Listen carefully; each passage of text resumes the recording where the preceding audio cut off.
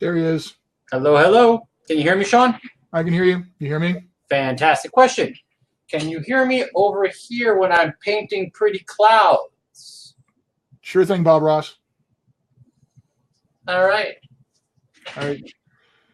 Probably give people a few minutes to pop on, since this is pretty short notice. Yeah, unfortunately, it's really short notice, but let me, I'm going to, we'll call it a flash mob thing and see how it goes. Well, it's just, this will be on. Anybody wants to pop in to take a look at character creation. You know, we can do it with no audience. If there's people there, you know, terrific. I'm sharing through Twitter and some other spaces right now. Yeah.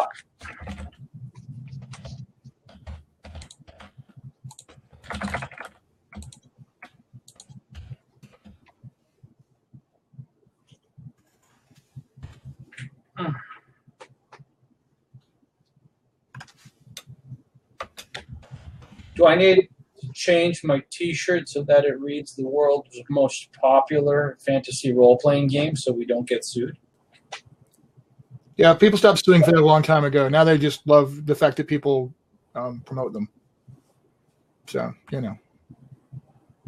I don't know why anybody even bothers using that anymore. I mean, the license is pretty freaking open-ended. Hey, yeah. You don't want to be the one guy. Huh? You don't want to be the one guy. No, seriously though, the licensing is pretty clear on it. If you're doing D&D stuff that's compatible with D&D, it's open. You just make sure you put the appropriate language in the book, and you're good. So it's pretty straightforward.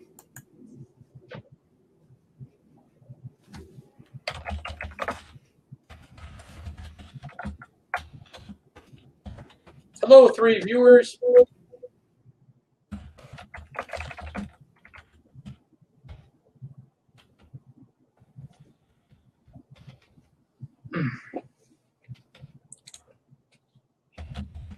Hey, Mike. Nice to see you.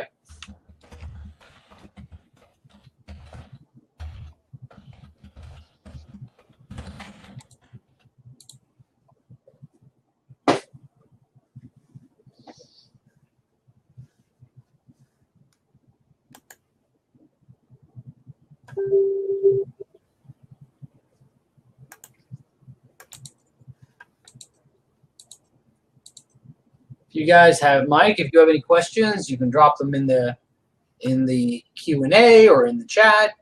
We're going to give it just a couple more minutes, since we really just did it on spur of the moment, so that people have, so that once we do it, this thing will be recorded, and so anyone who has a question about character creation or what it's like can check it out. So.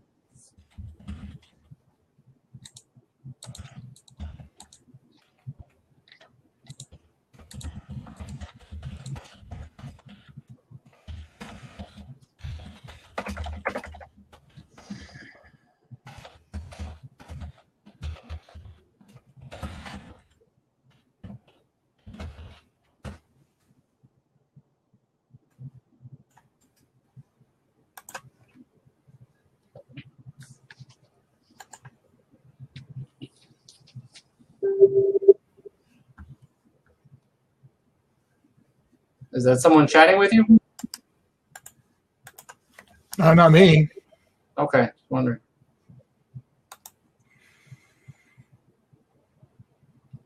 Yeah, greetings, Mike Magic. Yeah, this was sort of a flash mob kind of thing, so we're going to see if a bunch of other people join in with us before we before Len gets fully underway. I'm going to bail out after I kind of help get things going, so he can have the stage, as it were.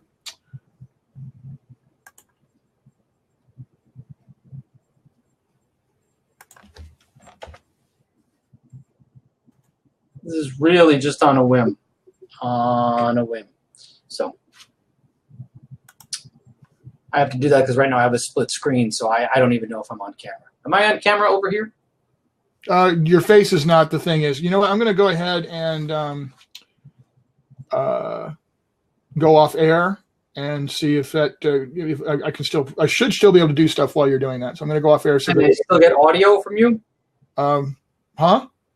Can I still get audio from you? Probably not.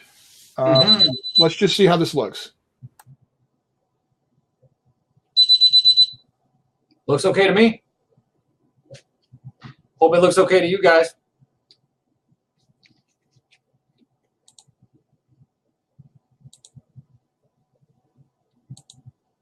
All righty.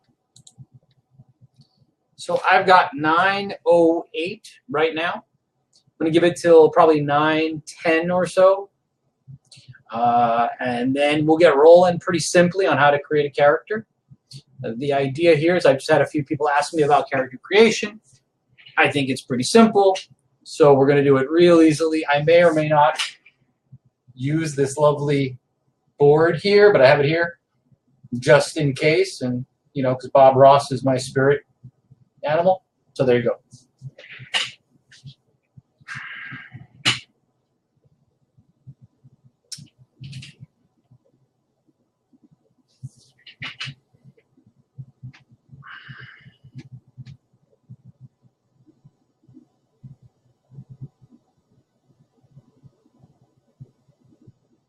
I think we have 5 people now here, or 4.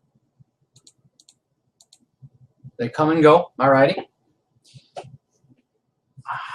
All right. 1 more minute and we'll get rolling.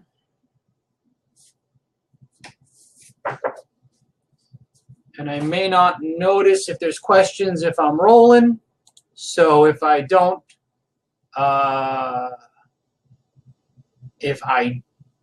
get the questions as I'm going, I'll get it at the end. My first question is, can you guys hear me? Can you please, anybody who's observing, can you write in the chat and tell me whether or not you can hear me?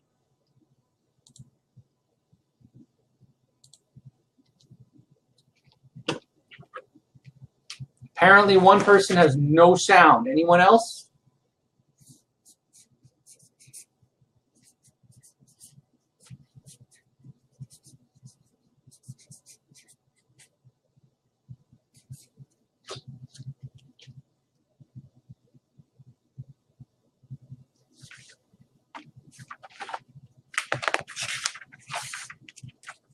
Awesome. I'm going to assume that anyone else who's watching, everyone else who's watching can hear as well.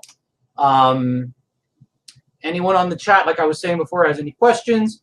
If I catch them as I'm going, I will respond immediately. And if not, I'll go back and take a look. Sean, if you're there watching, if you could keep an eye for any questions that people may have as I go, in case I go too quickly or whatever the case may be. So looks like we've got 6 people now. So not a whole bunch, but like I said, this is pretty short notice, and what we're really doing here is recording something about character creation, so anyone can pop in at any point in time and take a look and see what character creation is about.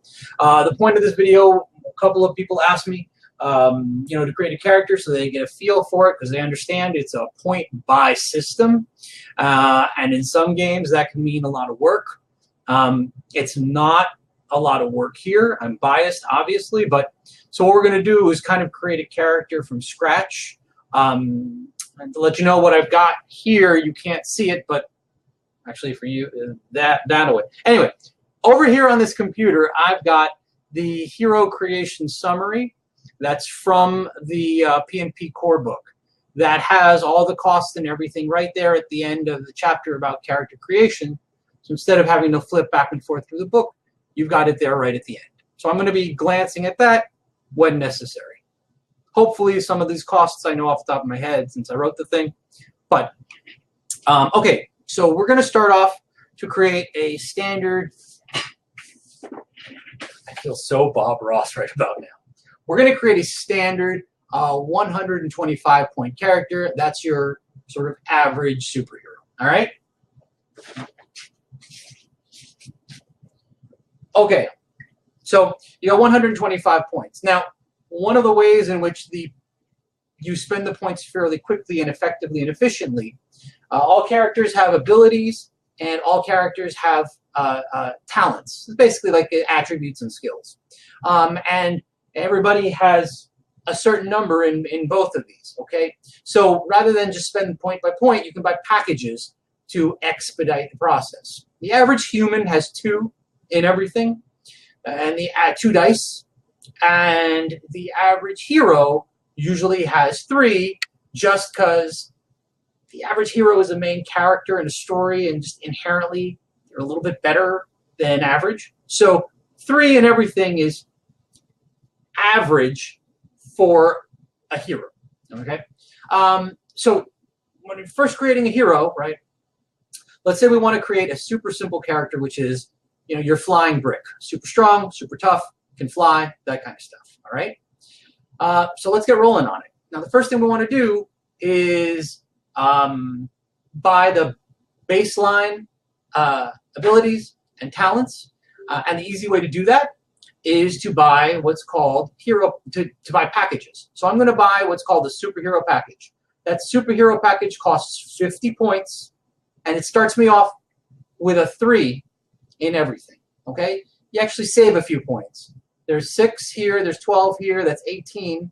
If you put 1 point into each, which is how you would normally do it, you would put 3 points into agility, that costs you 3 hero points. 3 points into intellect, that costs you 3 hero points, and so on. So it's point for point, pretty simple math, but we can expedite it by spending 50 points, and we now have a 3 in everything. So we start off, we had 125 points to spend.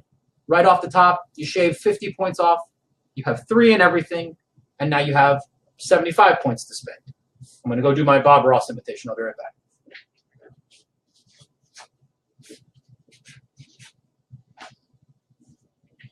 I'm not going to write 3, 3, 3, 3, 3, 3, 3, 3, 3. I'm going to assume you can all use your imagination.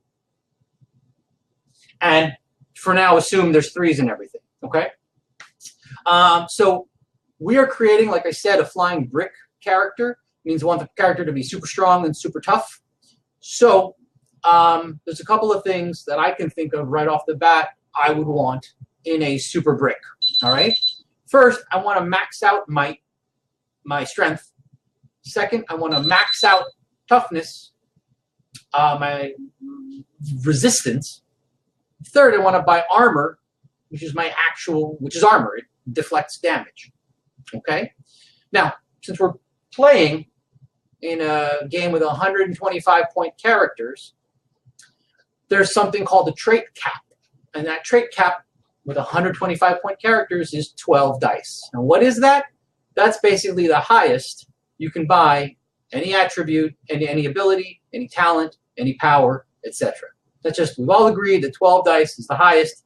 If you really want 13 dice, you need to sit down, take a few deep breaths, everything will be okay, but you can't, you can only have 12. All right, there you go. So, understanding that in 125-point standard hero, 12 dice is the cap.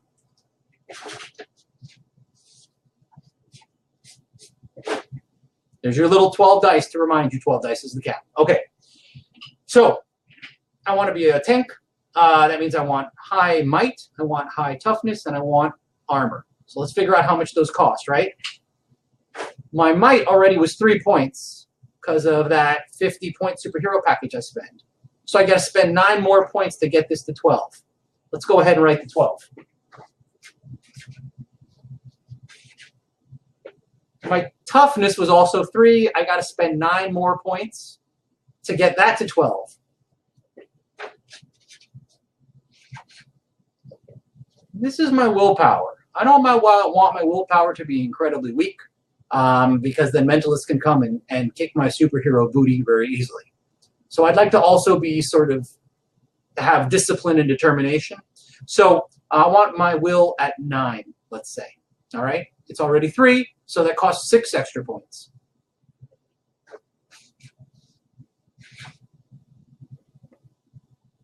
That's probably going to be it for my abilities. But so far, you see how character creation works in terms of the points. It's pretty simple. 1 point per point. All right?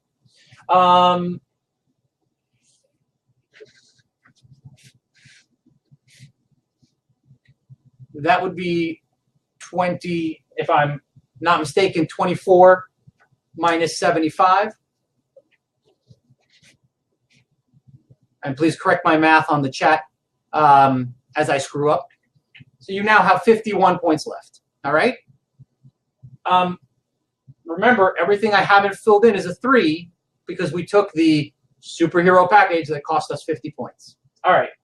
So right now we've got 51 points left. All right. So I mentioned armor, and let's also be able to fly because why not? All right. And last but not least, while I think about it, Let's also be able to shoot laser beams out of our eyes, because why not? All right.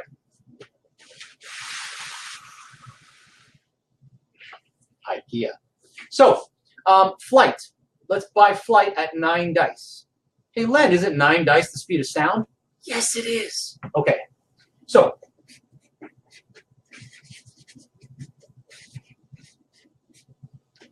flight at 9 dice costs you 9 points.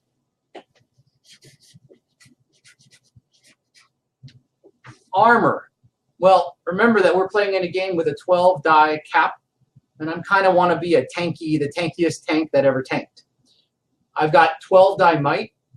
I've got 12 die toughness, so I also want 12 die armor. Okay, so I'm going to write down the 12 and then talk to you about how much that costs.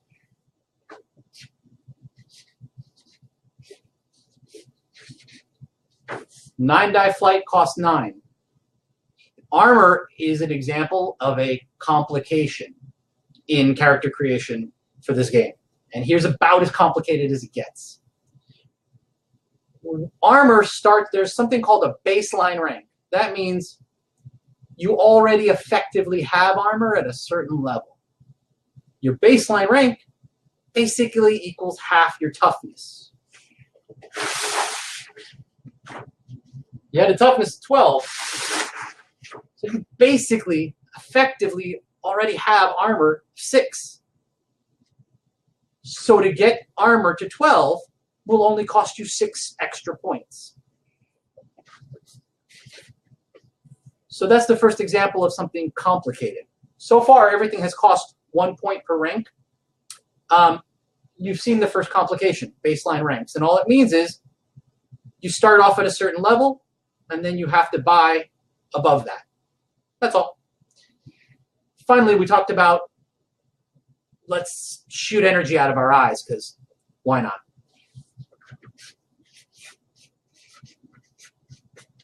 That power is called blast.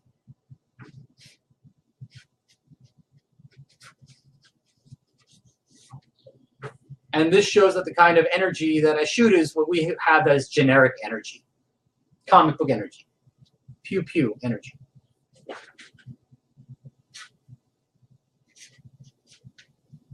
Let's also do this one at 12 dice, okay? So blast at 12 dice costs... Sorry. Hang on. Sorry. Hey, Len, real quick. Yes. I just wanted to pop in real quick to remind you that they always have to spend at least 1 point. So it's not like everybody gets free armor because they have the baseline rank. That's correct. So yep, absolutely correct. I want to remind you of that. Okay. All right. So blast 12 dice normally costs you, as you can probably guess, 1 point per rank. So that's going to cost you 12 points. Quick reminder, we were at 51. So I'm going to put the 51 right up there. Let's make this blast a little more exciting, though. Let's make this blast, number one, let's give it some pros and cons, some pros.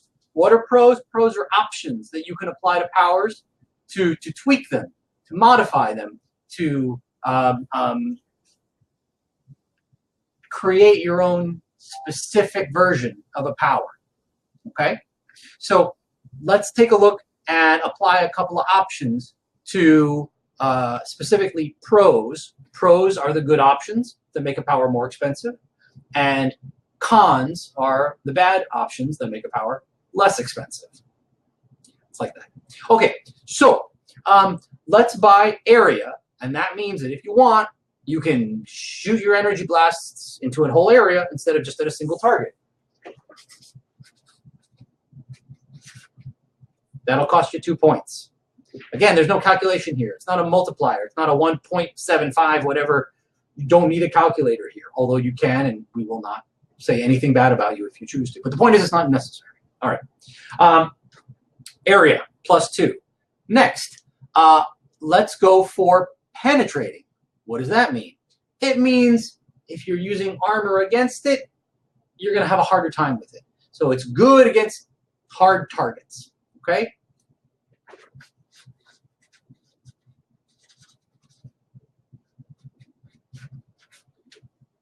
Penetrating costs 4 points. All right.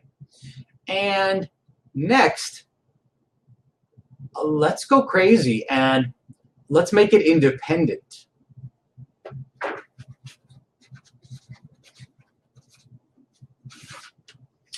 Independent costs 6 points. And what does that mean? That means the power can act on its own. That means that if you're not using it, the power is almost like a separate character that can kind of do its own thing. The best example of this would be if you saw the Spider-Man movie with Doc Ock. The way they did the Doc Ock arms, those things kind of had a mind of their own. How you can explain this with your blast power having a mind of its own? I don't know. I leave that to you. But let's make it independent. So when you look at the pros that we've applied to this power, you've got area +2, you've got penetrating +4, and you've got independent +6. That's 12 extra points. This is an expensive power. On the other hand, it's a pretty solid power. All right, so let's take a look at where we are so far. 12 and 12 is 24, +6 is 30, +9 is 39.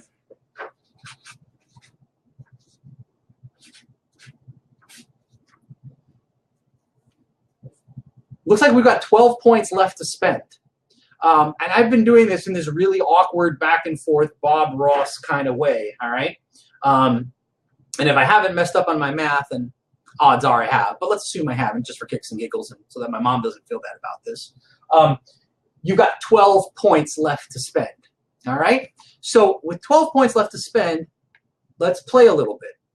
Let's look at some of the other options for character creations. There's perks, all right? And one of the perks is called wealth, and it costs 3 points. Why not? Let's be rich.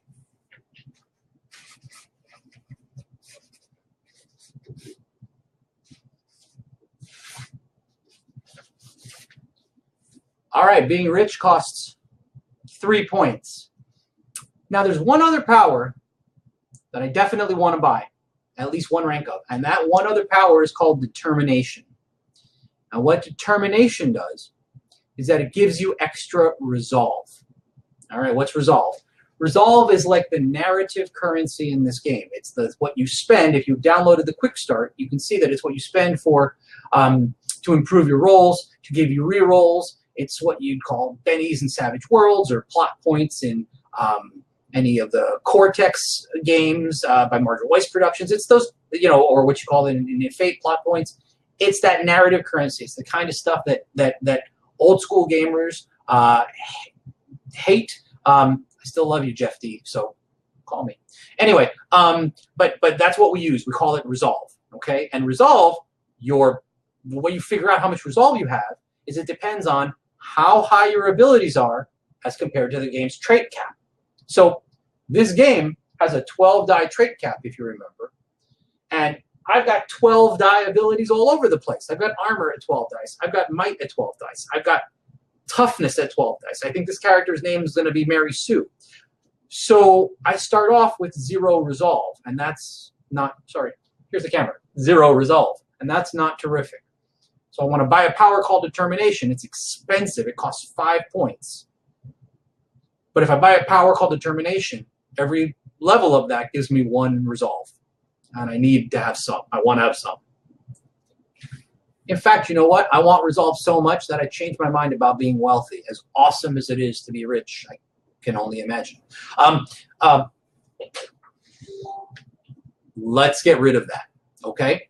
So instead, let's get back to having 12 points, and let's buy 2 levels of determination. Let's buy 2 ranks of determination. It costs 10 points, but it's going to let me start off with resolve of 2 instead of resolve of 0. And that's a big deal, okay?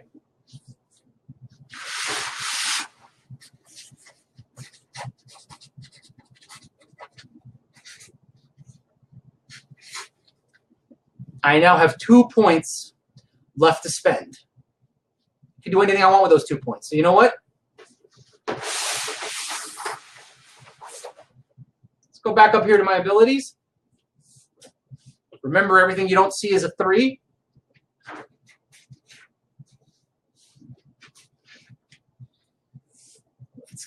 Let's add 1 to agility and add 1 to perception. So it makes sense. If I'm that incredibly strong, my weight is almost negligible, so I should probably be a bit more agile than a normal person. And having a high perception is because I'm a superhero and, you know, I'm afraid of being jumped by a villain. Now, there's other aspects of character creation that are important, that are very important, they're essential to making a character. They include selecting your flaws. They include all the RPG elements that turn what's basically a collection of numbers into an actual character. Okay, and we can get into this in another time. But the fact of the matter is, it's that RPG stuff that makes the difference between that makes superhero games feel like superhero games instead of like superpowered dungeon crawls. Okay, it's the fact that these are real people who are willing to mess up their lives and sacrifice for other people who don't know and who sometimes fear and hate them.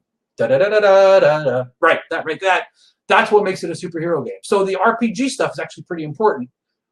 But I think what people were interested in is seeing what the numbers look like and how the math of character creation works.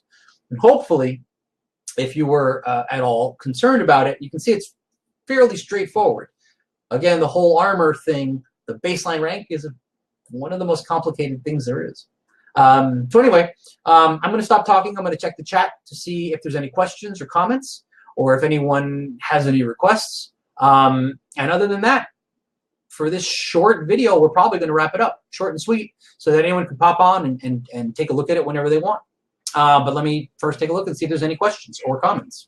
Yeah, I was going to pop back in here myself to say, folks, I mean, we only have a handful watching right now, but if any of you have any thoughts that you want to share or questions about how this process was, or express any confusion or whatever, we'd love for you to pop in with this right now, because this is not just for you sitting here right now. We're going to share this out as a post update to the rest of the Kickstarters and share it publicly so people can pop in and look at this later. So we want to make sure that we covered this as well as you guys would like to have had it covered. So, you know, if silence is not golden here, by all means, pop in, say something.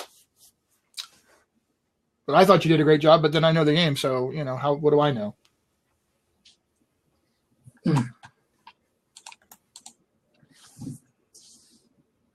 All right. Well, I'm exceptionally good at explaining things, and very, very funny too. So it might be that everyone's laughing so hard at my jokes that they're not able to type anything. And I'm good with that. I'm not going to lie. It stokes my ego. So Michael Walsh has shown up. He just popped in. I just saw his name pop up. So if Michael Walsh is there, hello, Michael Walsh. Have at least one question. Because Michael likes to ask questions, and that's fine. We love Michael asking questions. I'm just trying to figure out why I can't see the rest of the people who are in the chat. We have ghosts of some kind. I don't know. All right, this is really weird. Like in the broadcast setup view, I'm on the left and you're on the right, but on this actual Kickstarter screen, it's reversed. So I have everything backwards. So the doppelgangers of the Mirrorverse are obviously getting us ready. So, hello, Michael. You're here at the tail end, so we're probably actually going to be wrapping this up fairly soon, unless there's any particular questions you have for us about character creation or anything else. Well, while we're doing that, I'm going to say that I'm going to go.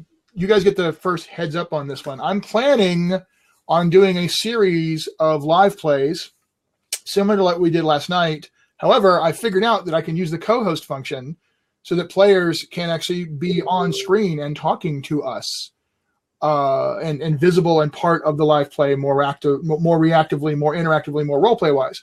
So I'm going to be sitting down with Len. We're going to work out a schedule to have a semi-regular set of those, like 1 hour. We're going to shoot for like 1 hour slots of just like encounters along the way. And we're going to definitely want to get different people playing. So we'll set up a system for people to sign up to participate.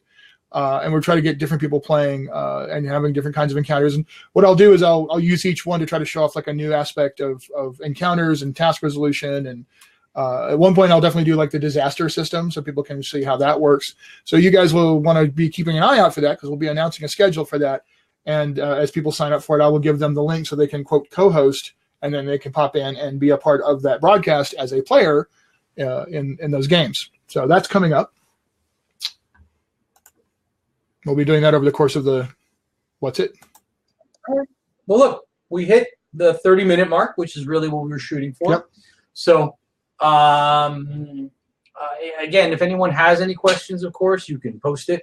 You can send us a message. Hopefully, those of you who watched this found this helpful who didn't already know the game. And for anyone, hopefully other people will pop on, see it, and perhaps it will help them. And I think we have one last question before we wrap up. Yep, because I knew Michael would come through. Are there packages for specific powers like the superhero package? No, there are not. Powers are bought separately and individually. Some specific settings may do that down the line, whether it's something as simple as the elf package, if we go in that direction. But from the baseline, no, that's not the case. And the packages are literally to expedite the process of, I get to be Bob Ross again. Right. They're just for expediting the process of filling your abilities and talents. Yeah, and the thing is, a lot of the powers are very like elemental control as a power is a package of its own because it is, it's a meta power that lets you do lots of cool stuff. Telekinesis lets you do lots of cool stuff. So a lot of the powers already have baked into them. You don't have to have like a specific that only does this thing. Certain powers are very, very specific, but some of the more meta type powers are going to let you do different things. So it's a really modular game anyway. It's so simple that packages would actually complicate it. That's exactly correct. That's where I was going. Packages, this game isn't really set up for stuff like variable point power pool. Is that what it was called? Or multi-power. The multi-power, yeah. The omni-power is mostly variable power pool, whatever. But see, exactly. This game's just not set up that way. The concept of it is you just buy the specific powers you want, and if you have one power that does a couple of different things, you buy one of these major powers that's expensive that does what you want it to do, whether it's elemental control, whether it's constructs, whether it's omni-power, narrow or broad. And that, there the limitation is the GM looking at you like this. Yeah. But short of that, really, that's, the game does kind of assume that we're going to shave away 80% of the crunch under the assumption that you're going to be able to occasionally, metaphorically speaking, smack your player on the head and be like, no, come on. So the other thing is that for people who are really like huge fans of the old multi-power, there's sort of a nod to that in the variant power. Yes. So you could build you could take blast and then do like 3 different variant blasts, and you pay 3 points, straight up raw to get a second blast that does something slightly different, and then 3 more points to buy a third blast that does something even slightly more different. And you could do that with other powers. Blast is just the easiest one to understand, but basically it doesn't let you stack up a bunch of different powers, but it lets you take one power and reconfigure it in set slots, 3 points each. So that's your closest thing to a multi-power, and it's a way hell of a lot easier and less cheesy than the original multi-power in Champions. The omni-power is where you want to go if you want to have a stack of lots of different powers and you really want to be able to play that way. And even if you have that and the GM goes, oh God, you've got an omni-power, fact of the matter is you're still the same die cap that everybody else is at. And so you're going to have a lot of variability, but you're still throwing the same level of dice and the same level of power. And quite frankly, one of the things I've discovered recently with the omni-power characters is oh, what's the source of that one? There goes all of your powers in that one big pool because I just neutralized that whole bloody thing and you don't have anything else. So you better learn some martial arts. So, there are ways to deal with that. And the interesting part is in this system, it wasn't designed that way. It's just a side effect. The characters that would be really complicated to make in some other systems because they have lots of little sub powers are a lot easier to make here because they just have one power that's stupid expensive. So if you want to buy a fairly broad and expansive omni power at, let's say, 12 dice, you are, spending 60 points. Yeah. So you're starting off in a standard game with 125 points, and you buy your superhero package. You got 15 points left to spend on everything else. So the process of creating the more powerful, the characters with the mega powers, the characters with magic things of a particular color that we don't want to be sued for. Those characters are pretty easy to create here. Yeah. Well, I think it's going to wrap us up there. Yep, I think that's it. Short and sweet. Yeah, that's all we wanted. So, Sean, if you want to say something, then I'll just wrap it up. No, it's all you. You got it. Go. All right. Again, I hope that this was helpful for anyone who was curious about character creation. As always, please feel free to email us, to post comments on the Facebook page. Let us know what you think. And, of course, like we're telling everybody, we need your help to make this thing happen. So please get out there, talk to people, get on those RPG forums online where people talk about this stuff, and share the good news. Wow, that may be the first and only time I'm going to say that. But anyway, you get the point. Let people know about the game and about what we're doing, and so that hopefully we'll get where we need to get, and we'll get far past it and get you all the good stuff that's kind of waiting there in the wings. And it's going to come eventually. But the question is, how quickly? If we can get it to you now, that's fantastic. If not, just take we'll do other Kickstarters, but it's just a question of time. So anyway, thank you very much for everyone who paid attention. Thank you very much for everyone who was here, and also for everyone who looks at this later. Thank you very much. Also, I appreciate it. Matt Mercer. Hey, how are you, dude? Nice to see you. And don't sue us. That was totally a joke. Anyway, so thank you very much. Take care, guys. World needs heroes. World needs heroes.